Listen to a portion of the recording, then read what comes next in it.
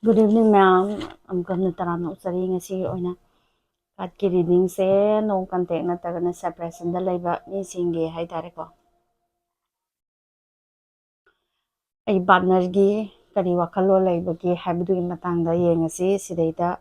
pal wal thamge to ani sidaida aningba isa isa gi apamba bracelet to the shoes to biro adu gi matung ina kache yenga age ko.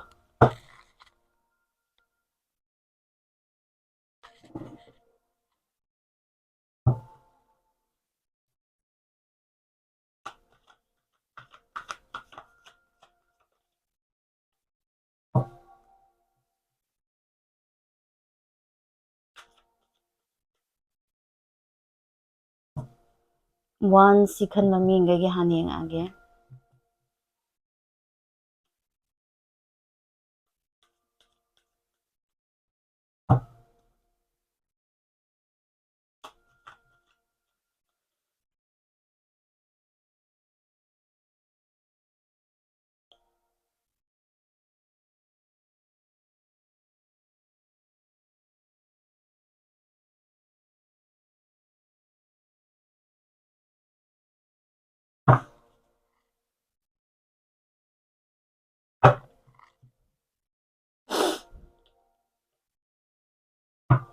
Wakhanse magi wakhanse sarang na bakara di lairi ko.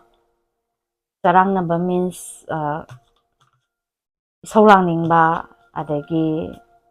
kaya dano khangan ningba ma lande ma soiramde sinasingba mayama matak ningba kara di lairi mangonda hojik lairi ba pose ata siba makai haitara natragana aroi bida ai loisalamage haibadu dinate mangonda lairi ba wakhalon se kaino ma lande mana khalibuduna sumi natragana magi punsi lambida haitare kaino tauba changsallaga sakibako celebration oigera adaki kano oigera sigumbase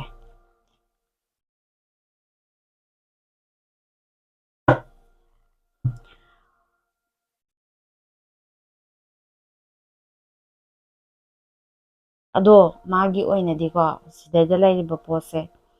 manane kalakchaba adagi event haitare means wedding gumba adagi yumda halakpagumba sugumba kharedi phawriba mangonda halakningba adagi migi mate manau natragana migi relationship ta laiba mising nungsinana laiminaba uraga haitare ꯆꯠꯃꯤꯟꯅꯕ ꯄꯥꯝꯕ ꯁꯤꯒꯨꯝꯕ ꯈꯔ ꯂꯩꯌꯦꯕꯀꯣ ꯋꯥꯛꯀꯤꯡ together ꯄꯨꯂꯞ ꯑꯣꯏꯅ ꯍꯧꯒꯠꯃꯤꯟꯅꯕ ꯄꯨꯂꯞ ꯑꯣꯏꯅ ꯆꯠꯃꯤꯟꯅꯕ ꯄꯨꯂꯞ ꯑꯣꯏꯅ ꯍꯣꯠꯅꯃꯤꯟꯅꯕ ꯁꯨꯃꯥꯏꯅꯀꯣ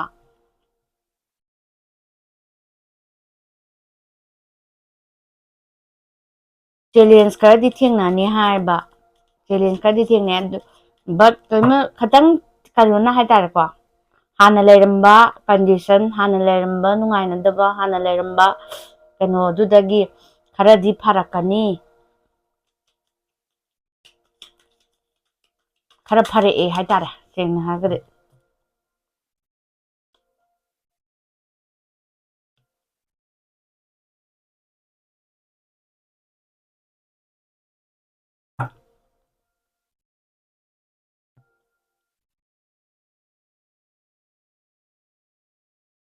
हलकनी हलकनिंगे हाइबा अमा लैरबनिना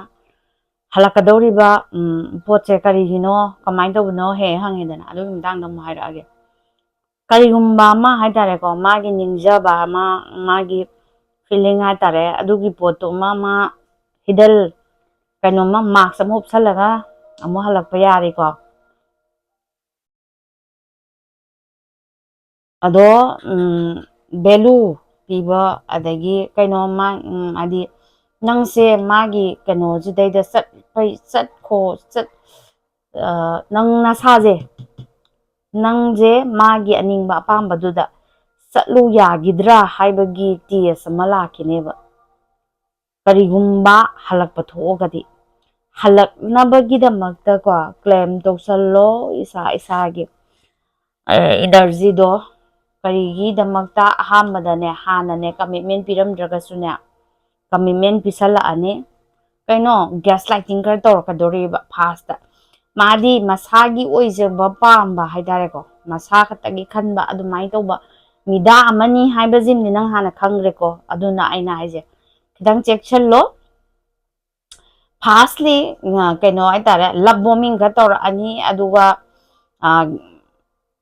one sided oigaleba mana khangiba ngangiba mana tawgibaduna achumbani na khanganmado mina ngangba sakpa mina afaba phanam taaju adagi kano pyamna ngangazu mangonda lawroebako sigi midajide aduna kari lakpani haikanda mana kaigumba anjalakpa mikupse daida nangonda haitare commitment ama haitare marriage ki proposal oigera reunion khara nangonda pirakadawriba natragana hayengwaibo chaminarse ai lankhrebu haibu oira laidana sugumba pot khara lakadawriba pot to daida kaino nangna accept tawsira natragana tawroisira haibse nangi kutta laidoinebako do accept tawge haragadi magi to ai naide hidden reason kharagi haitare magi hidden result kharagi matung inna lakadoineba mase hidden reason do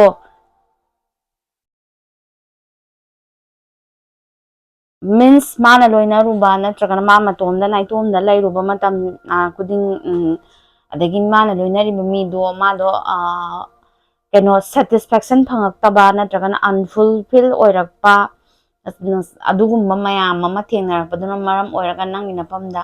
reunion laaga return lakpado pambanebako ado nangse magidamakta lepigidra natragana lepiroidra haibasima hadi hanagumna haitare mana ngangba sakpada nangje chatlibra chattabra sijima yengakadawriba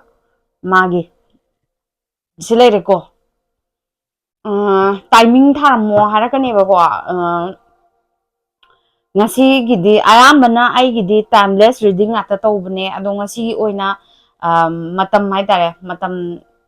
je kaya bau lakpage adu yengamagebako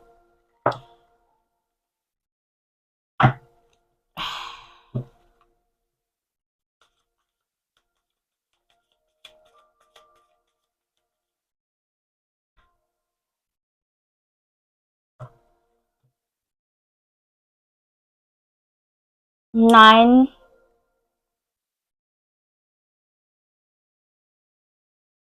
week mapan haitare ko hapta doina hairasiba hapta mapan phogi manung sidaida sigi energy se claim tawro hapta mapan bogi manung sidaida ngasi yengiba mayam kudimakna ko hapta mapan bogchige manung sida aigi famda nungaiba pau tajage haidan karigumba hanjaningba oiragade yareko fast ki sigi party sima next ta sigi bracelet se khangiba ming kaigi amu yengageba sigi bracelet se khangiba ming kaigi energy exchange oina like share tawna se ko aigi sai famda laiba energy do mapung phana haitare taknanaba aina hingge haragadi sorama hontokraga sorama honjalakpa darkar oidana adumaina haitare energy exchange haibaje always time darkar oi isana karigumba ama phange haragadi aingondagi karigumba matam thadaba darkar oi natra adagi aigi kano tawba darkar oi trust adagi matam sana pangthokpa karmaina kayam kuina simayamji ko sigi party jidi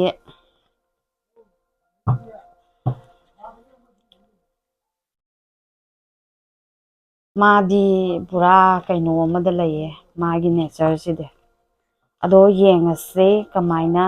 lakpagi haibado ko lairamiba situation haidare ko hanagi dudagi nangondagi mase move on tawraga phagadra nami ama loinaruba mafamdudagi amukasu thamoi kairaga maja hauji haitare chenthokningba natragana karigumba khudong chaba mafam haigadra ko kitang khana chainaba kaigumba ma thoga laye ko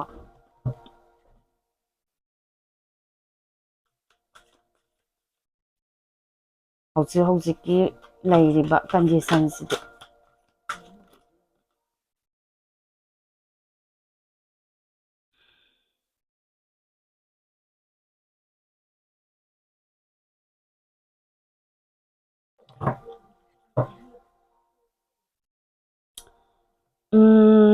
ꯇꯨꯂꯥ ꯑꯣꯏꯔꯝꯕ ꯌꯥꯏ ꯑꯗꯒꯤ ꯀꯩꯅꯣ fire ꯁꯥꯏꯜꯗ ꯎꯔꯤꯁꯦ ꯇꯨꯂꯥ ꯖꯦꯃꯤꯅꯥꯏ ꯍꯥꯟꯅꯒꯤ ꯍꯥꯏꯇꯥꯔꯦ ꯃꯥꯡꯈꯤꯒꯗꯧꯔꯕ ꯀꯔꯤꯒꯨꯝꯕ ꯑꯃ fix ꯇꯧꯒꯦ ꯍꯥꯏꯗꯅꯗꯤ ꯃꯉꯣꯟꯗ ꯈꯟꯕꯗꯤ ꯂꯩꯌꯦꯕꯀꯣ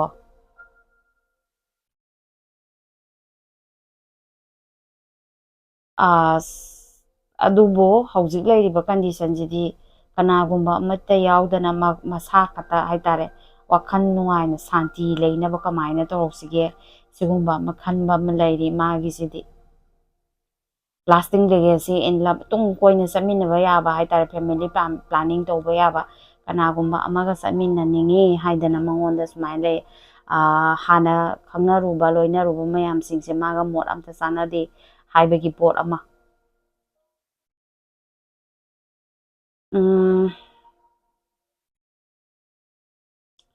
ꯁꯤꯅꯦ ꯋꯥꯔꯤꯁꯦ ꯂꯩꯔꯤꯕ ꯀꯟꯗꯤꯁꯟꯁꯦ ꯃꯥꯒꯤ ꯋꯥꯈꯜꯂꯣꯟꯁꯤꯗꯤ ꯍꯧꯖꯤꯛꯀꯤ ꯑꯗꯣ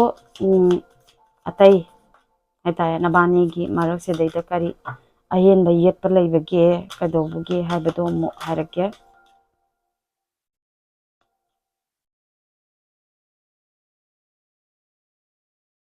ꯍꯟꯖꯟ ꯍꯟꯖꯟ ꯊꯃꯣꯏ ꯀꯥꯏꯕ ꯊꯣꯛꯑꯦꯀꯣ ꯑꯗꯨꯅ ꯃꯀꯣꯛꯇꯒꯤ ꯐꯖꯅ ꯍꯧꯒꯠꯂꯒ ꯀꯩꯅꯣ ꯐꯖꯅ ꯃꯀꯣꯛꯇꯒꯤ ꯃꯁꯥꯁꯦ ꯑꯃꯨꯛ ꯅꯧꯅ ꯕꯤꯜ ꯑꯞ ꯇꯧꯔꯒ ꯃꯥꯒꯤ ꯂꯥꯏꯐꯀꯤ ꯖꯔꯅꯤꯁꯦ ꯆꯠꯅꯤꯡꯉꯦꯕ ꯃꯥꯗꯤ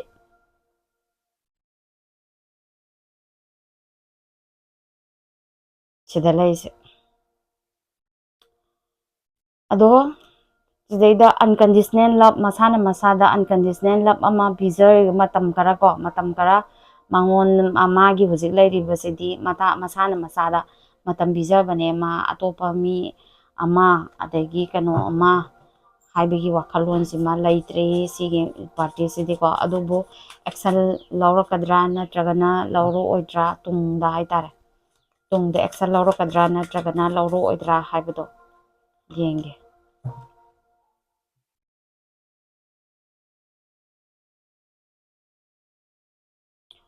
ꯇꯨ ꯂꯧꯔꯛꯄ ꯌꯥꯕꯒꯤ ꯆꯥꯟꯁ ꯂꯩꯔꯤꯀꯣ ꯑꯦꯛꯁꯄ꯭ꯔꯦꯁꯤꯡ ꯂꯞ ꯃꯤꯁꯤꯡ ꯅꯪꯉꯣꯟꯗ ꯃꯤꯁ ꯇꯧꯏ ꯃꯦꯁꯦꯁ ꯊꯥꯔꯛꯄ ꯊꯤꯡꯀꯤꯡ ꯑꯣꯐ ꯌꯨ ꯅꯪꯒꯤ ꯅꯪꯒꯤ ꯏꯟꯐꯣꯔꯃꯦꯁꯟ ꯅꯪ ꯀꯔꯤ ꯇꯧꯔꯤ ꯀꯅꯥ ꯂꯣꯏꯅꯔꯤ ꯀꯩꯗꯧꯔꯤ ꯁꯤꯒꯨꯝꯕ ꯄꯣꯠꯁꯤꯃ ꯃꯥ ꯈꯤꯇꯪ ꯊꯤꯖꯟꯅꯤꯡꯕ ꯑꯗꯒꯤ ꯍꯔꯥꯎꯅ ꯇꯌꯥꯝꯅ ꯂꯩꯔꯤꯕ꯭ꯔꯥ ꯂꯩꯇꯕ꯭ꯔꯥ ꯁꯤꯒꯤ ꯄꯣꯠꯁꯤꯃ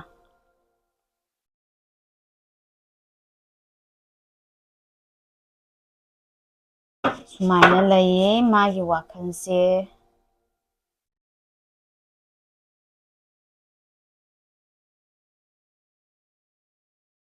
ꯑꯗꯣ ꯉꯁꯤꯒꯤ ꯑꯣꯏꯅꯗꯤ ꯀꯣ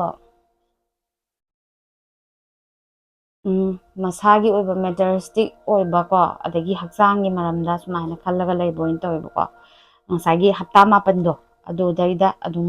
ꯀ꯭ꯂꯦꯝ ꯇꯧꯁꯜꯂꯣ ꯑꯗꯨꯗꯨꯒ ꯅꯪꯅ ꯅꯁꯥꯅ ꯍꯥꯏꯇꯥꯔꯦ ꯑꯦꯇ꯭ꯔꯦꯛ ꯇꯧꯁꯜꯂꯣ ꯄꯣꯖꯤꯇꯤꯞ ꯏꯅꯔꯖꯤ ꯈꯨꯗꯤꯡꯃꯛ ꯅꯪꯒꯤ ꯃꯐꯝꯗ ꯂꯥꯛꯆꯕ ꯑꯣꯏꯒꯦ ꯍꯥꯏꯗꯅ ꯊꯦꯡꯀ꯭ꯌꯨ